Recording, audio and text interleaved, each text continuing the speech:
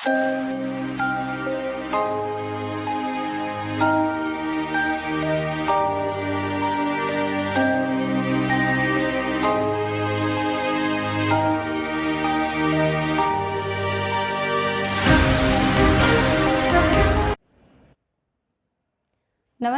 मैं पूनम प्रजापत। एवीएम की ऑनलाइन के क्लासेस के जैसे क्रम में अपन बढ़ रहे हैं आगे, तो कंटिन्यू भी क्लासेस आ ही रही है बेटा आपके पास, है ना। तो उन्हीं क्लासेस में अपन आज 9th के विज्ञान विषय के एक टॉपिक के बारे में डिस्कस करेंगे।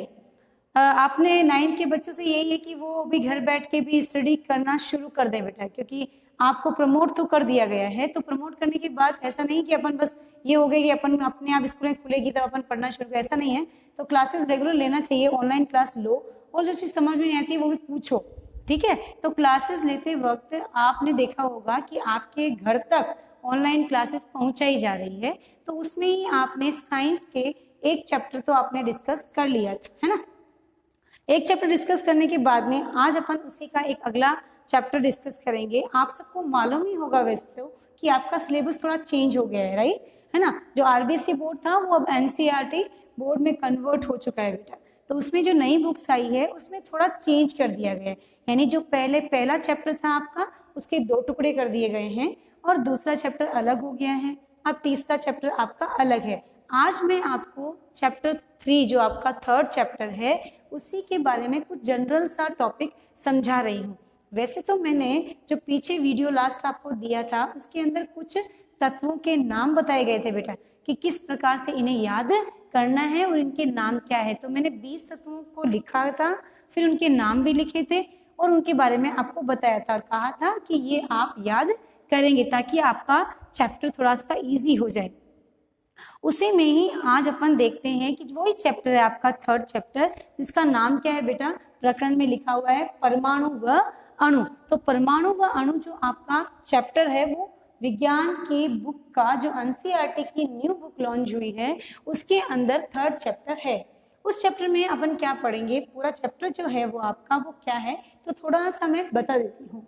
इस चैप्टर के अंदर आप लोग बेटा सबसे पहले तो है आपके पास रासायनिक संयोजन के नियम।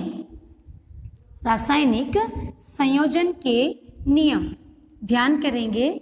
उसके बाद में है आपके पास संयोजन के नियम में 2 नियम बताए गए हैं, द्रव्यमान संरक्षण का नियम, द्रव्यमान संरक्षण का नियम और दूसरा बताया गया है बेटा स्थिर अनुपात का नियम, स्थिर अनुपात का नियम, अनुपात का नियम, ठीक है। ये तो आपका फर्स्ट टॉपिक है आपका ये। फिर सेकंड टॉपिक है आपका परमाणु क्या होता है ना। तीसरा टॉपिक है आपका अणु क्या होता है। फिर उसके बाद में आएगा अणु के बाद में तत्व, तत्वों की जानकारी,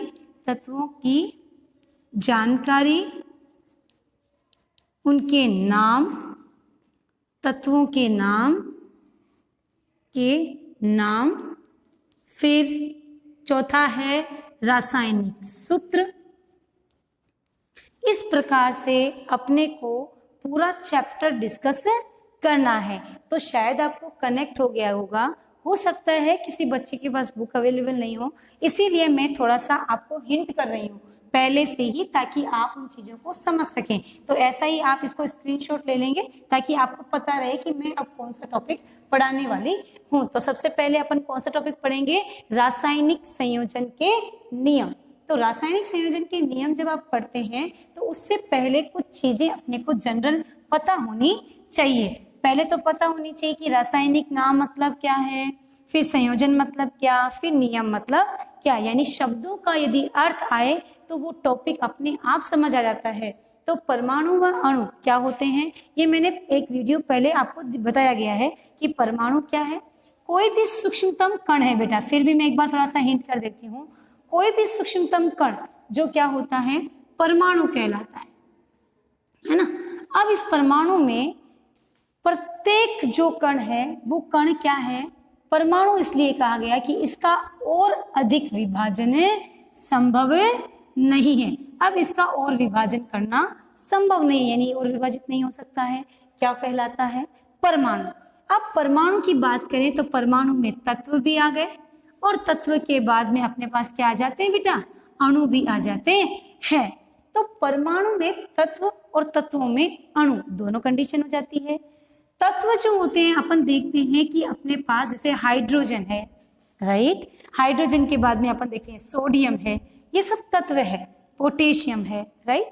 लेकिन अणु की बात करें तो बेटा ऑक्सीजन है, नाइट्रोजन है, F2 है यानी कि फ्लोरीन है, ये सब क्या है बेटा? अणु रूप में है, राइट।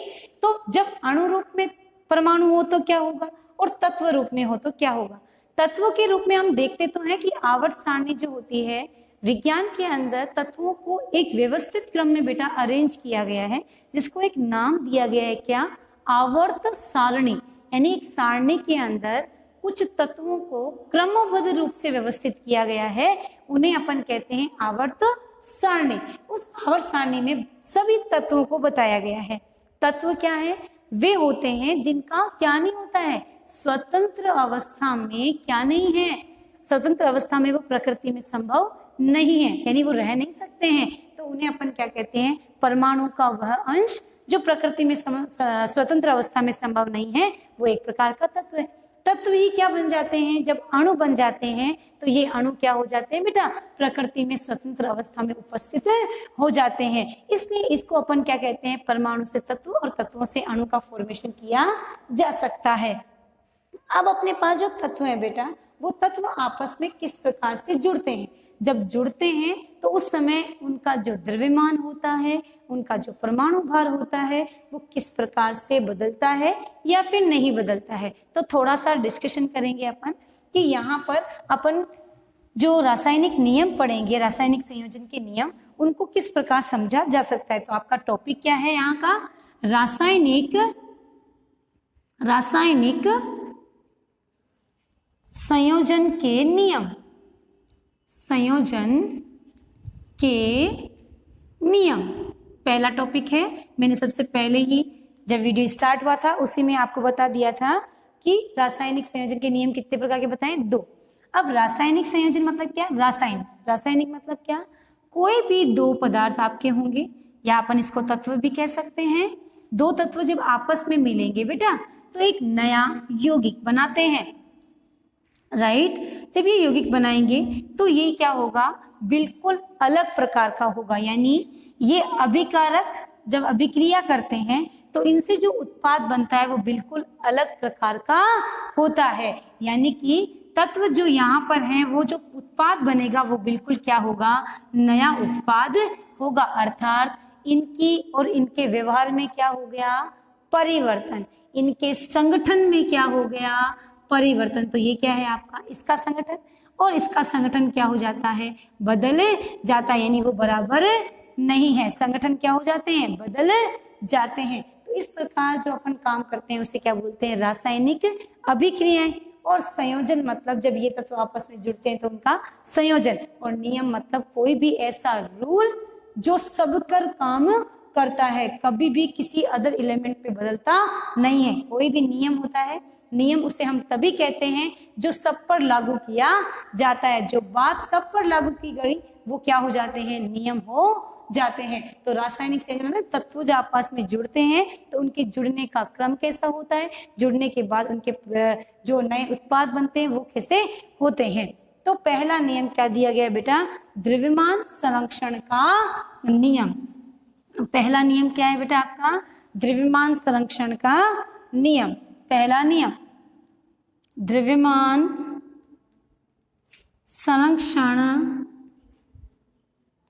संरक्षण का नियम। ये नियम क्या है? ध्यान से पढ़ेंगे कि ये नियम क्या कहना चाहता है। द्रव्यमान संरक्षण का नियम ये कहता है कि कोई भी रासायनिक अभिक्रिया को जब संपन्न करवाया जाता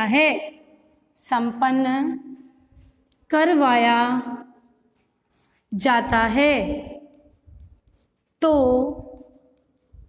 तो जाता है। तो क्रियाकारक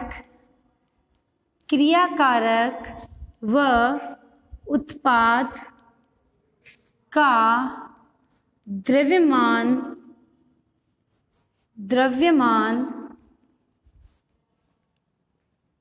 उतना ही रहता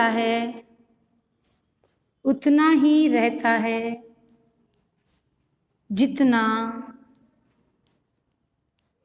अभिक्रिया से पहले था। अर्थात क्या मतलब है इसका कि कोई भी रासायनिक अभिक्रिया यदि आप करेंगे तो उस दौरान अभिक्रिया से पहले व अभिक्रिया के बाद जो भी अभिकारक उत्पाद में बदला है उसका जो द्रव्यमान होता है, कहाँ है ये रहा, ये उसका जो द्रव्यमान होता है वो सदैव क्या होता है बेटा, बराबर होता है। यानी कि उसका संगठन बदल सकता है लेकिन उसका द्रव्यमान बदलता नहीं है। अर्थात किसी भी पदार्थ में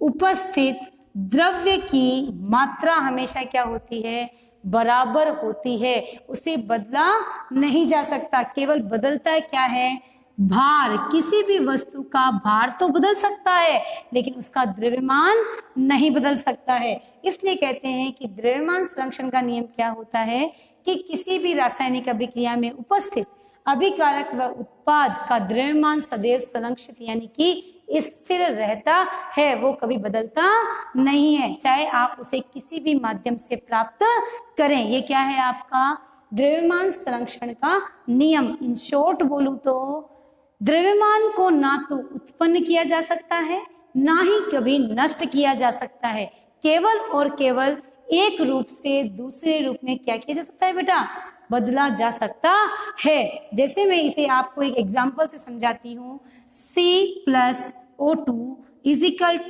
CO2। यहाँ पर कार्बन का जो परमाणु भार है वो 12 होता है, वहीं अपन बात करें ऑक्सीजन जो होता है उसका 16 होता है।